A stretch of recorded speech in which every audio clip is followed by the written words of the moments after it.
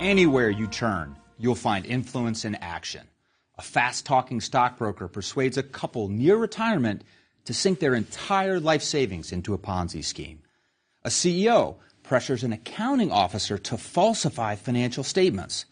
A terrorist cell recruits a frustrated youth and convinces him to strap explosives to his chest. But for all the horrible things we can be talked into, people can also use influence to achieve fantastic results. Think of the firefighter who talks a depressed man out of jumping, or of the dynamic teacher who inspires her struggling student to stay in school. And then there are the truly great triumphs of influence. Consider the remarkable story of Nelson Mandela, chronicled in numerous books and movies. How can one person use his powers of persuasion to prevent an all-out civil war? Nelson Mandela showed us how.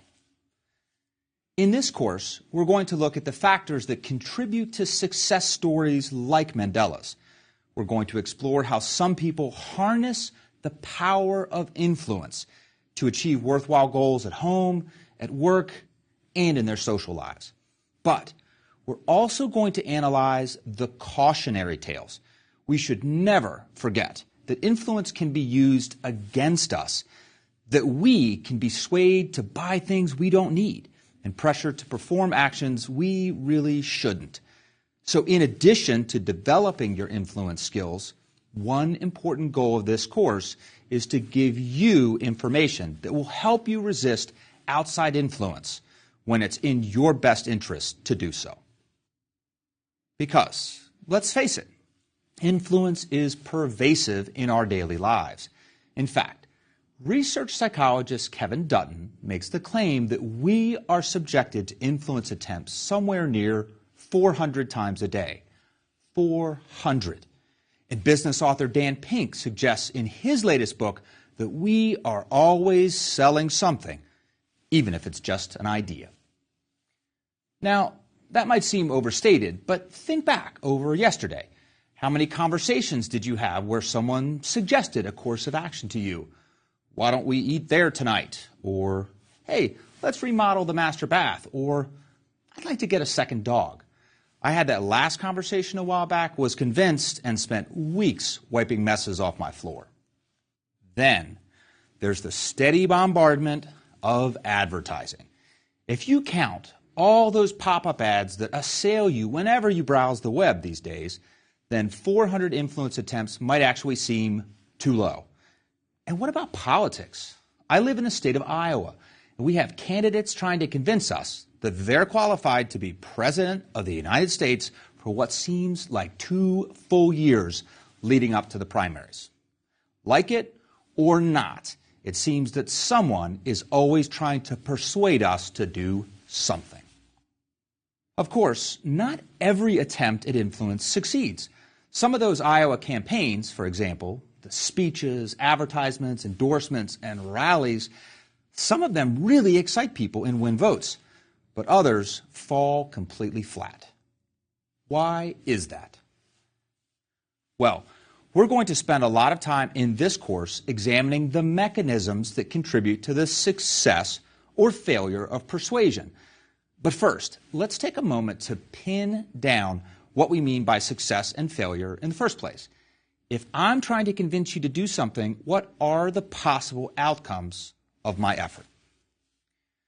Ask any management scholar that question, and she'll probably identify 3 possible outcomes: conflict, compliance, and commitment. The 3 C's. If you've raised a child through adolescence and been told you are not the boss of me, then you have encountered conflict. Conflict is when the target of your influence resists your ideas and even fights against you. It is, in effect, a failure of influence. Successful influence, on the other hand, results in one of the other 2 outcomes, compliance or commitment. In our day-to-day interactions, we often strive for commitment, but will settle for compliance. Commitment means that people buy in completely and internalize what they're being convinced to believe. With my own children, I want them to clean their rooms and help with the dishes, and would prefer that they commit to it, that they do so cheerfully of their own free will. But as we work towards that goal, I will settle for compliance. When I ask, they do it. Many managers I work with feel the same way about their employees. When it comes to customer service, job safety, and other desired work behaviors, commitment is the ultimate goal, but compliance at least means the employees are doing what they're asked when they are asked. Okay, so now that we have a more precise way of talking about success and failure, let's look at the factors that determine whether a particular influence attempt yields conflict, compliance, or commitment. If you step back to think about an influence situation, a political speech in small-town Iowa, for example, you'll quickly realize that there are quite a few moving pieces that could have an impact on the outcome. To organize these pieces into a useful scheme, we can identify 4 basic components that play a critical role. First, there's the politician. Then there's the content and delivery of the speech itself. Next is the crowd. And finally, there's the setting. And really, the 4 components that contribute to the success or failure of this political speech can be detected in almost every influence attempt. So let's give each of these 4 components a more general name that we can apply to any situation where someone tries to persuade or influence others. First, let's call the politician the agent. In any situation, the agent is the person who's trying to influence someone else. Second, let's call the crowd the target. In any situation, the target is the person or group whom the agent is trying to influence. Third, we can generalize the content and delivery of the speech itself by referring to tactics. Every influence attempt involves a set of tactics. In other words, what an agent says or does to accomplish her aims. Fourth, and finally, the setting of that Iowa speech is nothing other than the context. Agents and targets don't operate in a vacuum.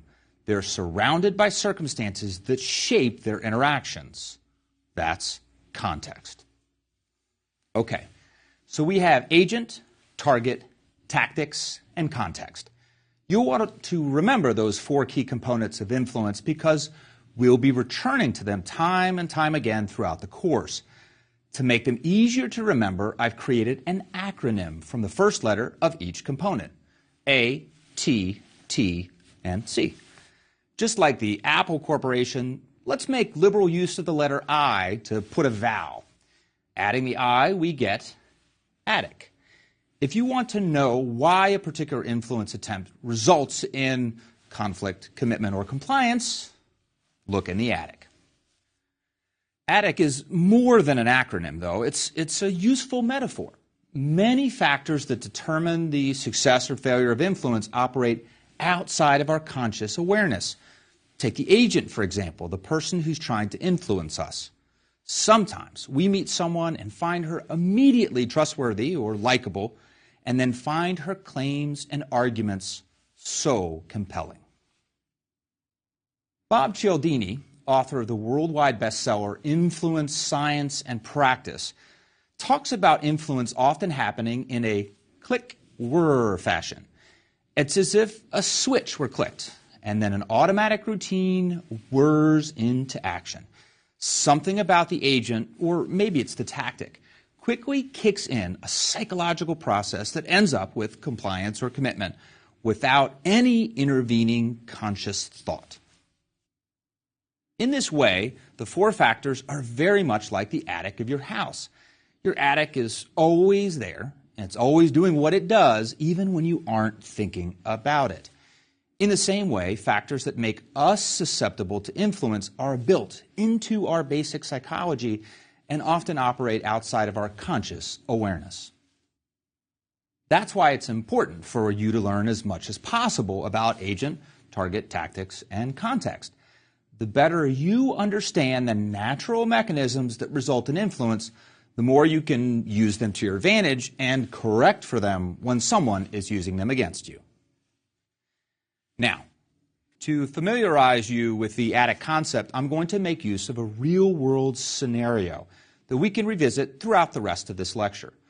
Here's the situation. Imagine you and 3 business associates are on a trip into the city. Your work is done for the day and you're enjoying a meal at a restaurant together.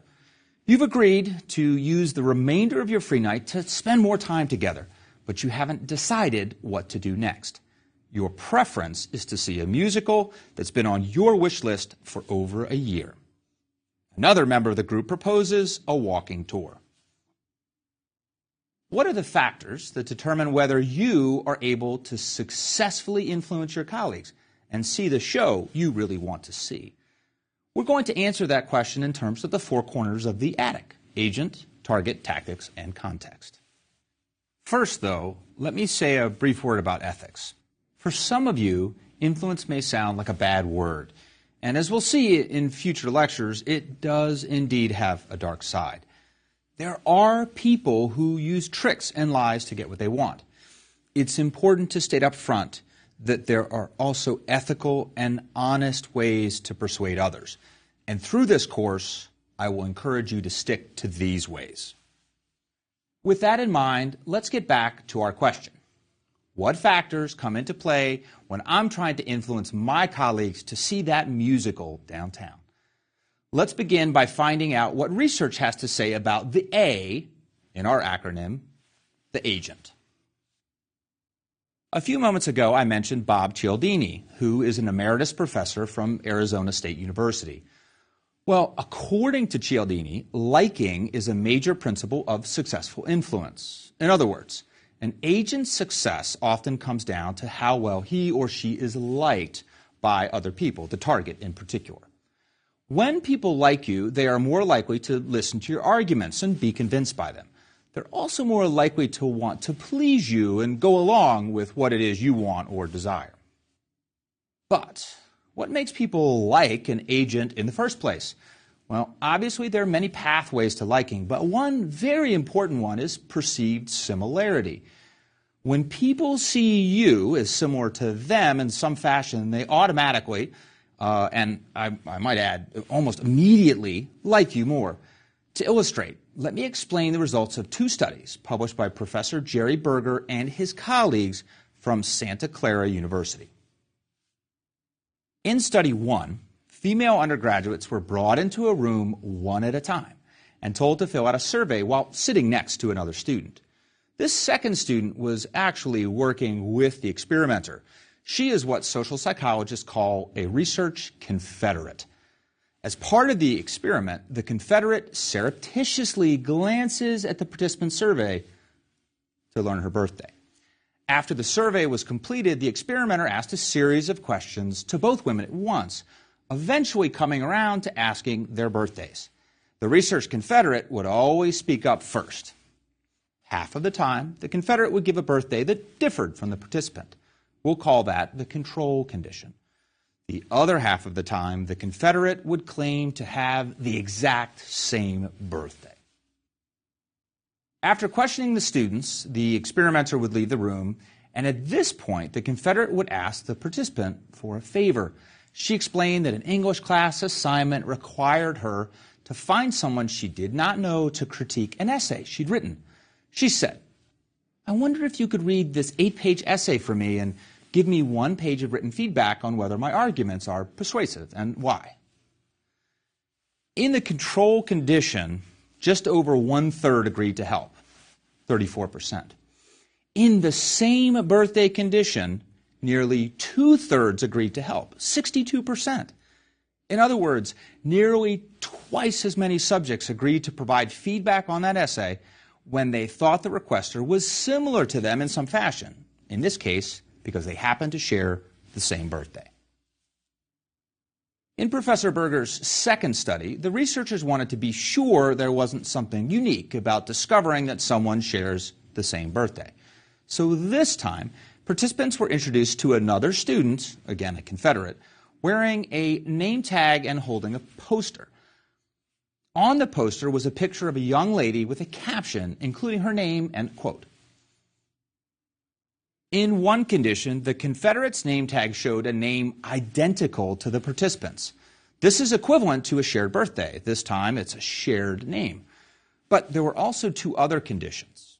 In one, the person in the poster had a name identical to the participant's name. This allowed the researchers to see if the basic experience of encountering similarity makes people more helpful or likely to comply. In the final condition, there was no name similarity on either the poster or the Confederate's name tag. So, research participants experienced one of three conditions: having the same name with the person holding the sign, having the same name with the person pictured on the sign, or not having any name similarity. In all conditions, the Confederate holding the sign asked the participant for a favor, in this case, a donation to the cause described on the poster. Would the student donate? The study sought to see how much people gave in each condition. Average giving in dollars was as follows. With no name similarity, $1. The same name with the person on the poster, a little less, 81 cents. The same name with the person requesting the donation, $2.07. Again, the perceived similarity between the agent and target makes a huge difference. Comparing no name similarity to the condition where the requester has the same name as the participant, we see a doubling of giving. Study 1 showed a doubling of compliance, helping with that essay, based on shared birthday. And Study 2 showed a doubling of giving based on a shared name. In these studies, participants were not at all aware that they'd been influenced by the incidental similarity between them and the person making a request. If you had asked the participants, were you influenced by the person's birthday or by their name, they would respond blankly. Why would I be? The increase in liking and helping happens outside of awareness, hidden away in the attic of their minds, so to speak. These studies suggest that agents can be more effective influencers when they tap into the power of incidental similarity and liking. So, if you want to be more influential, you might think about highlighting similarities between you and the people you're talking to. Take the scenario where you're trying to influence your colleague to see a show. If you're well-liked, then perhaps you've already convinced her. Even so, you might try to find and highlight some similarity that you share. Maybe you both like gardening. Call attention to that and enjoy the conversation that the similarity produces. Now that we've discussed the agent, let's move to target, which in our scenario is the business colleague you're trying to influence to see the musical. What is a characteristic of your colleague that might make her more receptive to your influence? Well, there are many target characteristics that we'll address in this course, but here's one that might surprise you. Where is your colleague from? Rod Bond and Peter Smith, both from the University of Sussex in England, examined 133 compliance studies drawn from 17 different countries. What they found is fascinating.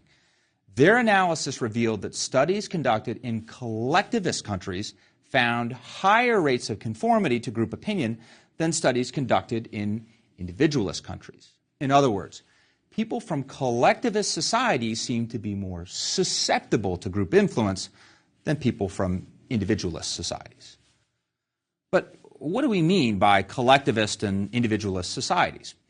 University of Illinois scholar Harry Triandis describes it this way. In an individualist culture, it is acceptable for a person to place more importance on personal goals than collective goals. In collectivist cultures, the opposite is true. It's expected that a person will place more importance on the collective goals rather than the personal ones. Countries with collectivist cultures include China, Korea, Japan, Brazil, Argentina, and Egypt. Countries with individualist cultures include Germany, Canada, the United States, Australia, Holland, and England. So, returning to our scenario at the restaurant table, we should ask, where is your colleague from? If she's from a collectivist culture, then she may be more likely to go along just to preserve harmony in the group.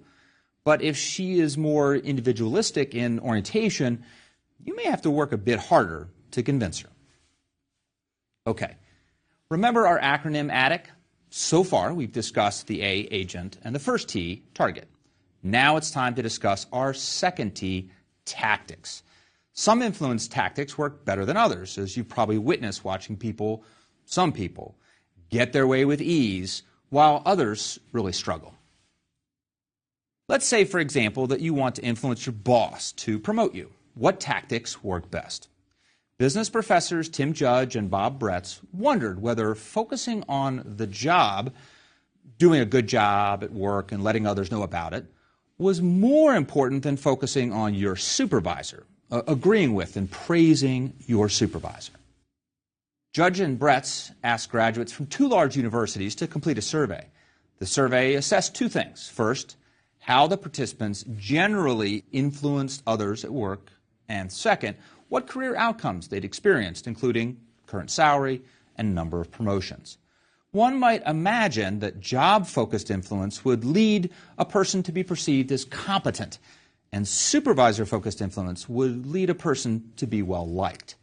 So which is more important?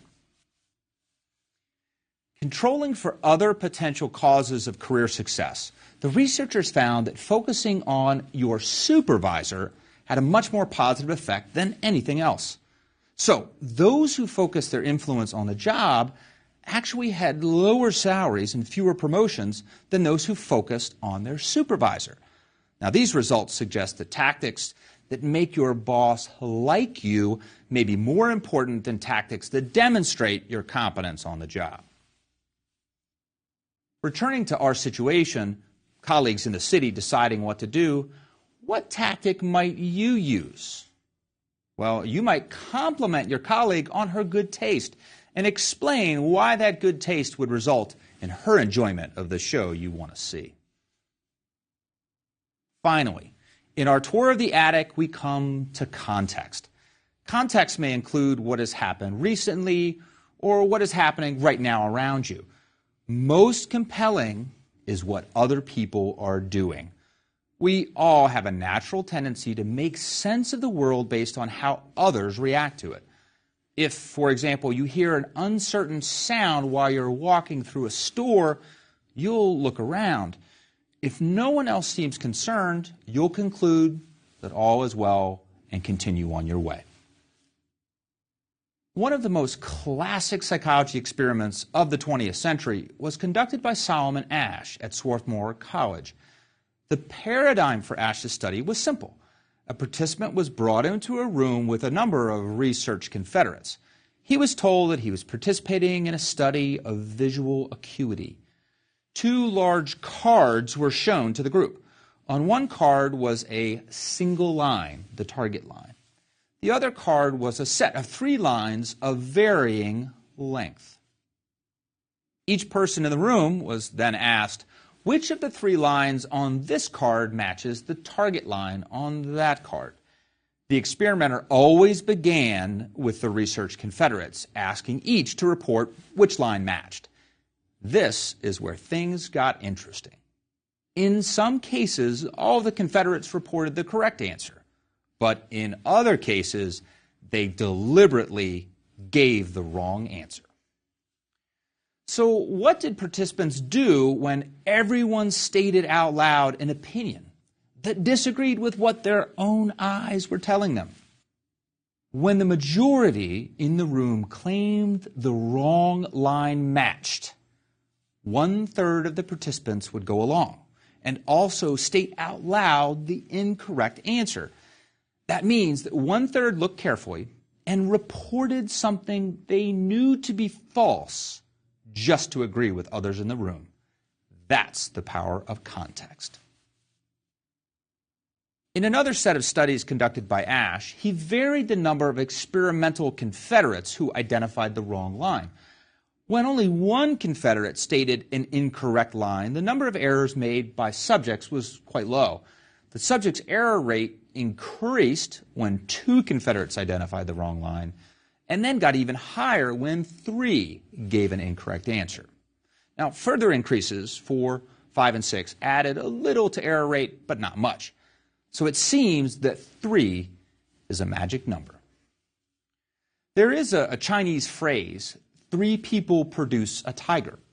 This is ancient wisdom that captures what Ash discovered in his studies. The parable behind the saying goes a bit like this. The state official, Pang Kong, worried that people would slander him and ruin his favor with the king. To prevent this, he asked the king to imagine a scenario.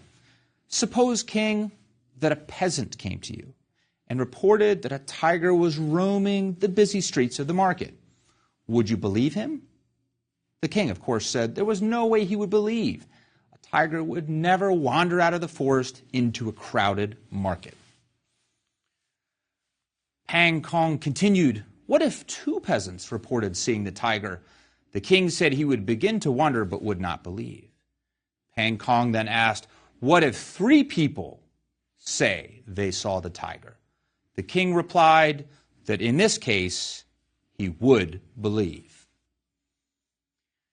Pang Kong gently reminded the king that the notion of a live tiger in a crowded market was absurd.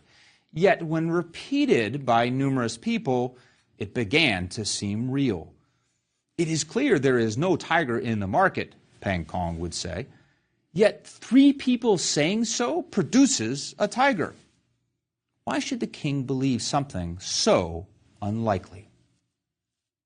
Of course, what happened in this story was that Pang Kong was talked about badly after he left, and the king refused to ever see him again. Was the king correct to listen to the slanderous talk, or was the official wise in warning against it? It's hard to know. But the saying, 3 people produce a tiger, makes clear the natural process that occurs when we are influenced to conform to a crowd opinion. Let's circle back to the example we've been using throughout the lecture. How might context work in your favor as your business group tries to finalize its plans for the evening? Well, it should be clear from Ash's studies that having most of the group on your side will dramatically increase your chance of winning over your colleague who's proposing an alternative idea. You might even consider winning over other members of the group in advance, so that when the time for the big decision comes, you have the crowd on your side, all claiming, hey, we will have a great time if we go see that show. So the people around you are a big part of the C, or context, of influence. In this lecture, we've also begun to explore the other 3 components of our ATTIC acronym, agent, target, and tactics. And we've begun to see how all of these components help determine whether a particular influence attempt results in conflict, compliance, or commitment. To help you consolidate this information and to put it to good use, I'd like to offer 2 suggestions for things you can try on your own. Influence is a really practical topic, and I think you will find many opportunities to apply what I present to your everyday routines and interactions. First, next time you find yourself being convinced by someone, stop and think. What's going on in the attic? Is there something going on outside of my awareness that's having an effect on me? For example, is someone arguing that you should believe something because other people do? Do you find yourself being persuaded? If so, make a mental note, and you can correct for that by imagining an equal number of people advancing the opposite argument. This may help you to think more critically about the issue for yourself. The second activity I suggest is this. Next time you're out for dinner, try to leverage similarity to get better service. If incidental similarity results in more helping and giving, as the studies we've talked about suggest, then finding similarity with someone waiting on your table might just get you a bit more help than usual. So, ask your server a few questions and look for some similarity, and then point it out. Hey, I'm from Columbia, Maryland too. Or, that's so funny, I love tomatoes too. If Professor Berger's results hold up, then you might just get a little extra help the rest of the dinner. In our next lecture, we'll take a closer look at agents, the A in our attic. If you've ever met someone who seemed to possess some kind of magic that helps them win people over, then join me next time to find out just what that magic is, and even to learn how to get some of it for yourself.